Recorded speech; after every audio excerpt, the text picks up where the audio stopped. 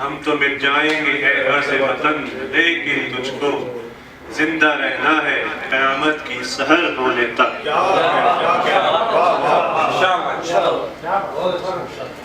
پاکستان اللہ سبحانہ و تعالی نے بنایا، اور یہ ہمارے لیے اعزاز ہے کہ ہم پاکستان میں پیدا ہوئے، کیونکہ جو اعزاز امت محمدیہ کے امتی ہونے کا ہے اس سے ایک درجہ کم اسلامک ریپبلک آف پاکستان کے شہری ہونے کا، بیٹے ہونے کا، خادم ہونے کا۔ پاکستان کی تشکیل دراصل غزوہ ہند کے لیے، اور اگر ہم انگلی کٹا کے شہیدوں میں ہمارا نام ہو جائے تو شاید ہماری اگلی نسلیں بھی غزوہ ہند میں شامل ہوں اور ہماری کچھ بخشش ہو۔ 23 مارچ 1940 کو بر صغیر کے مسلمانوں نے عہد وفا کیا۔ قابل غور عمل یہ ہے کہ وہ عہد وفا صرف بر صغیر کے مسلمانوں کے لیے نہیں تھا، وہاں تک محدود نہیں تھا، یہ عہد وفا پورے امت محمدیہ سے کیا ہے، اور ہمارا یہ فرض ہے کہ ہم ہر 23 مارچ بلکہ ہر لمحے اس کی تجدید کریں۔ 23 مارچ 1940 کو پاکستان کا تصور پیش نہیں ہوا۔ پاکستان کی تحریک اور پاکستان کا تصور 1919 میں ہی قائم عمل میں ظہور پذیر ہو گیا تھا، جب خلافت کو ختم کیا۔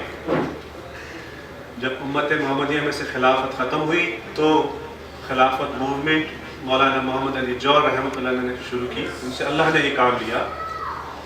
تو تحقیق کی جائے اور ذرا غور کیا جائے تو قیام پاکستان دراصل خلافت راشدہ کی تشکیل نو کا پیش رو ہے، اور ہمیں فخر ہونا چاہیے کہ اس حساب سے، اس رتبے سے ہم پاکستانی ہیں، ماشاءاللہ۔ کیونکہ غزوہ ہند کے بعد اگلا اسٹیپ خلافت کی تشکیل نو۔ ہم نہ ہمیں کوئی ہمسا ہوگا۔ اقتباسات تو بہت اچھے کہے گئے ماشاءاللہ، میں اس لائق نہیں، میں تو علامہ اقبال کا ایک شاگرد اور قائد اعظم کا ایک چیلا ہوں، لیکن اتنی مجھے تربیت ضرور دی گئی ہے کہ 100 تالوں کی ایک کنجی ہے: فیتھ، یونٹی، ڈسپلن۔ یقین محکم، فیتھ، یونٹی، اتحاد، اور ڈسپلن، تنظیم۔